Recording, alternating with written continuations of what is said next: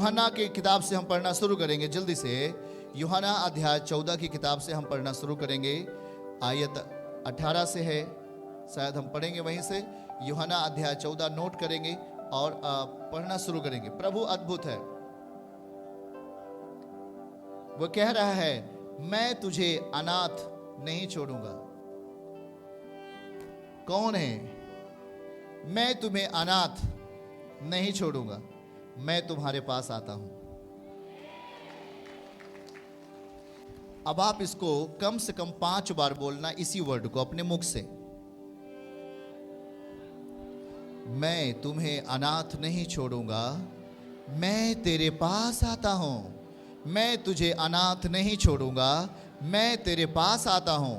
मैं तुझे अनाथ नहीं छोड़ूंगा, मैं तेरे पास आता हूं। मैं तुझे अनाथ नहीं छोड़ूंगा, मैं तेरे पास आता हूं। मैं तुझे अनाथ नहीं छोड़ूंगा, मैं तेरे पास आता हूं। आमीन के साथ कन्फर्मेशन लिखा है।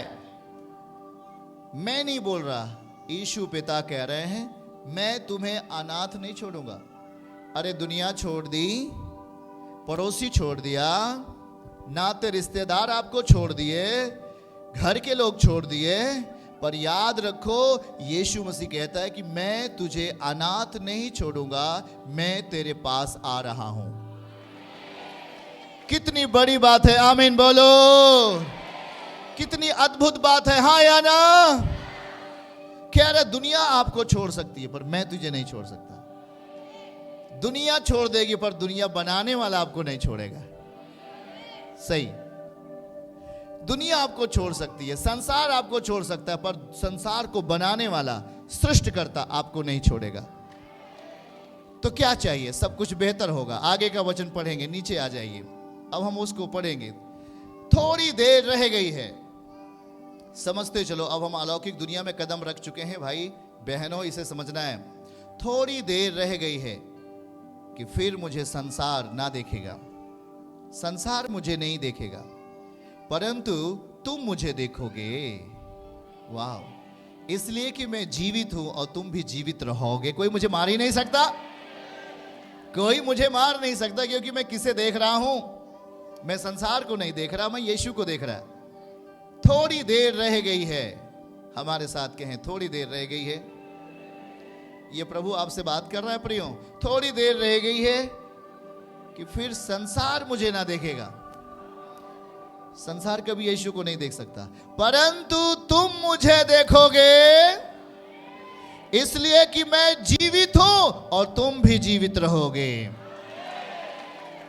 नीचे, ओके, फिर हम पढ़ते हुए नीचे आ रहे थे और लिखा है कि जिसके पास मेरी आज्ञा है, 21वीं आयत हम पढ़ रहे हैं। जिसके पास मेरा वचन है और वह उन वचनों को मानता है, तो वह मुझसे प्रेम रखता है, और जो मुझसे प्रेम रखता है उससे मेरा पिता प्रेम रखेगा, और मैं उससे प्रेम रखूंगा और अपने आप को उसके घरों में, उसके बच्चों में, उसके तमाम कामों में प्रकट करूंगा। समझ के अनुसार रिसीव करें, हालेलुया बोले। फिर उसके बाद हम अगले वचन को देखेंगे। उसके बाद 23 पद को हम देख लेते हैं। फिर यीशु ने उत्तर दिया, यीशु ने कहा, यदि कोई मुझसे प्रेम रखे तो वह मेरे वचन को मानेगा। अगर आप कहते हो मैं यीशु से प्रेम करता हूं, तो यह चीज तब होगा जब आप उसके वचन को मानेंगे, और मेरा पिता उससे प्रेम रखेगा। प्रभु कह रहे हैं, और हम उसके पास आएंगे, हम उसके पास आएंगे और उसके साथ वास करेंगे। वाह! 23वीं आयत और 18वीं आयत कैसे अद्भुत बोल रहा है परमेश्वर। कह रहा है कि मैं उसके पास आऊंगा और उसके साथ वास करूंगा। कौन चाहता है यीशु मेरे साथ वास करे? क्या आप चाहते हैं यीशु मेरे साथ रहे? हाँ? कितनी अद्भुत बातों को लिखा उसने। ये एक ऐसी बातें हैं जो आपके जीवन को अलौकिक बनाएंगी। 18वीं आयत को अगर हम पढ़ें फिर से, 18वीं, मैं तुम्हें अनाथ नहीं छोड़ूंगा, मैं तुम्हारे पास आता हूं। मैं तुम्हें अनाथ नहीं छोड़ूंगा। याद रखना, एक इंसान तो छोड़ देता है, एक धनवान व्यक्ति गरीब व्यक्ति को छोड़ देता है, एक बीमार व्यक्ति को लोग छोड़ देते हैं, दुख में सताए हुए लोग, परिवारों को लोग त्याग देते हैं। पर प्रभु कह रहा है, दुनिया के मालिक, मेरे संतानों, मैं तुझे अनाथ नहीं छोड़ सकता, मैं तेरे पास आऊंगा। वो हमारे पास हमारे संग आना चाहता है, वो तैयार है आने के लिए। दिखाइए उसको, मैं तुम्हारे पास आता हूं। पर यह चीज कैसे होगा कि हम उसे देख सकें? 19वीं आयत को अगर हम पढ़ें, लिखा है, थोड़ी देर रह गई है कि संसार मुझे नहीं देखेगा। क्या लिखा है? थोड़ी देर रह गई है और संसार मुझे नहीं देखेगा। सच है, कभी भी संसार परम पिता को नहीं देख सकते। कभी भी संसार के स्वभाव में जीने वाले लोग परम पिता का अनुभव नहीं कर सकते, क्योंकि संसार के लोग संसार को देखते हैं, संसार के लोग संसार की चीजों को देखते हैं, संसार के लोग संसार की बातों को सुनते हैं। प्रभु कह रहा है कि संसार के लोग मुझे नहीं देख पाएंगे। इसीलिए आपके पास आज जब प्रभु आता है, वो तो कह रहा है कि मैं तुझे अनाथ नहीं छोड़ूंगा, मैं तेरे पास आता हूं। पर याद रखो कि वो हमारे पास आ रहा है, हम उसे देखेंगे कैसे? सीधा सीधा लिखा है कि संसार मुझे नहीं देख सकता, तुम मुझे नहीं देख पाओगे। संसार मुझे नहीं देखेगा, परंतु कहता है कि तुम मुझे देखोगे। इसका साफ साफ मतलब है कि यदि हम संसार की दुनिया में हैं, तो संसार के अगर स्वभाव में जी रहे हैं, तो संसार का स्वभाव परमेश्वर का स्वभाव नहीं है। संसार की बातें परमेश्वर की बातें नहीं है। संसार का कार्य, संसार की ट्रेडिशन परमेश्वर की नहीं है। संसार के काम धंधे परमेश्वर के नहीं हैं। कहता है कि संसार के लोग मुझे नहीं देख पाएंगे। एक मां है जो कहना चाहती है कि हे प्रभु, मैं आपको देखना चाहता हूं। एक भाई है जो कहना चाहता है कि हे प्रभु, मैं आपको देखना चाहता हूं। याद रखो, यदि आपने परमेश्वर को देख लिया तो आपके रुके हुए काम क्या अधूरे रहेंगे क्या? आपकी जिंदगी में फिर शैतान आंसू ला सकता है क्या? फिर शैतान चोट मार सकता है क्या? याद रखो, वो कह रहा है कि मैं तुझे अनाथ नहीं छोड़ूंगा, मैं तेरे पास आता हूं। वो हमारे पास आ रहा है, पर उसे हम कैसे देख पाएं? हम उसे कैसे देख पाएंगे? हम यीशु को कैसे देख सकते हैं? वो आपके घरों में आ गया, पर हम उसे देख नहीं पा रहे हैं। वो हमारे परिवारों में आ गया, हम उसे देख नहीं पा रहे हैं। शाम के समय आप खाना खा रहे थे, वो आपके साथ बैठ गया, परंतु आपने उसे देख नहीं सका। आप कहीं जा रहे थे, यीशु आपके संग हो लिया, पर आपने उसे नहीं देखा। याद रखो, सीधा सीधा लिखा है, संसार मुझे नहीं देखेगा।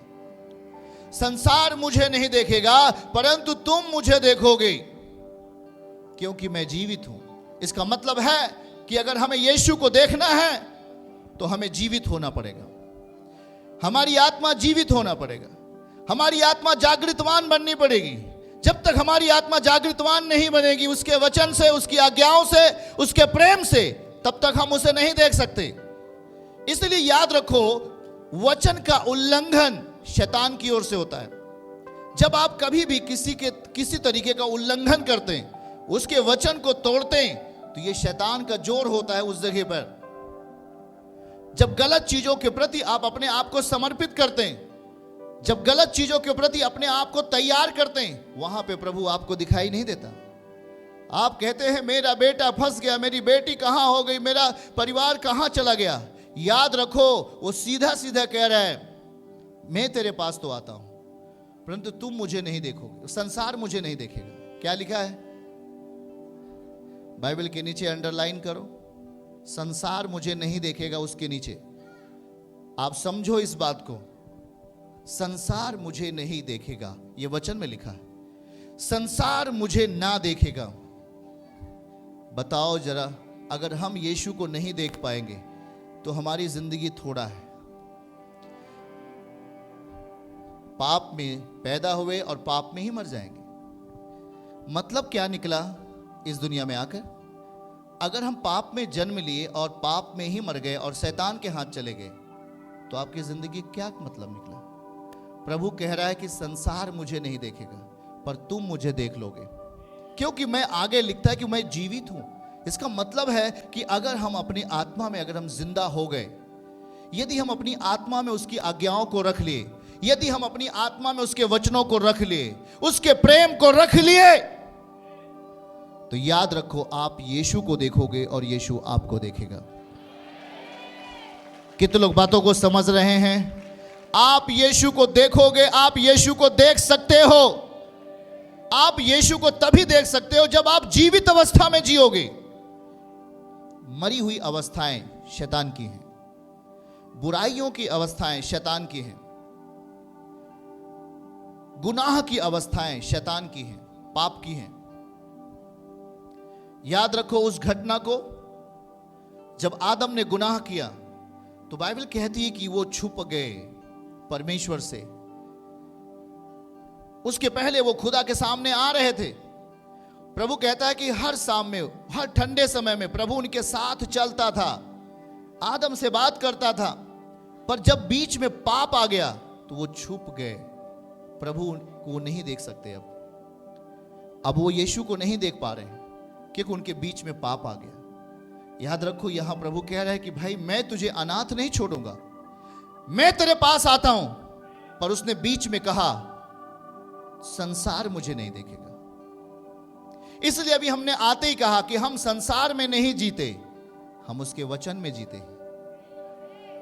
और आप संसार में देखो, याद रखो ठीक ठीक कह रहा है कि मैं जीवित हूं और तुम भी जीवित रहोगे। मैं जीवित हूं, इसका मतलब अगर हम जीवित अवस्था में अगर उसके वचन को हमने ग्रहण किया, उसकी आज्ञाओं को हमने अपने अंदर रख लिया, उसके प्रेम को हमने अपने अंदर रख लिया, उसके वचन पर हम चलना शुरू किए, तो हम एक जीवित प्राणी हो गए। उसने कहा आदम को उसने मिट्टी से रचा, मिट्टी से बनाया, मिट्टी सान के बनाया और उसने अपने स्वरूप में बना दिया और उसने अपनी सांस उसमें डाल दी, अपनी सांस। और जब उसने अपनी सांस डाल दी, आदम जीवित प्राणी बन गया था। आज वही सांस परमेश्वर का वचन है जो हमारे आपके अंदर डाला जाता है। और जब हम उस वचन को अपने अंदर ग्रहण करते हैं, जब उस वचन को हम विश्वास के द्वारा अपने अंदर ले लेते हैं और उसको अपने इस जीवन में इस्तेमाल करते हैं, हम जीवित अवस्था में होते हैं और उस समय प्रभु को हम देख सकते हैं। हालेलुया। चर्च की सभी प्रार्थनाओं को और परमेश्वर के दास के द्वारा टीचिंग सुनने के लिए और अपडेट्स को जानने के लिए हमारे इस चैनल को सब्सक्राइब करें और साथ में बेल आइकन को दबाएं, ताकि जब भी लाइव प्रार्थना हो तो सबसे पहले आप देख सकें।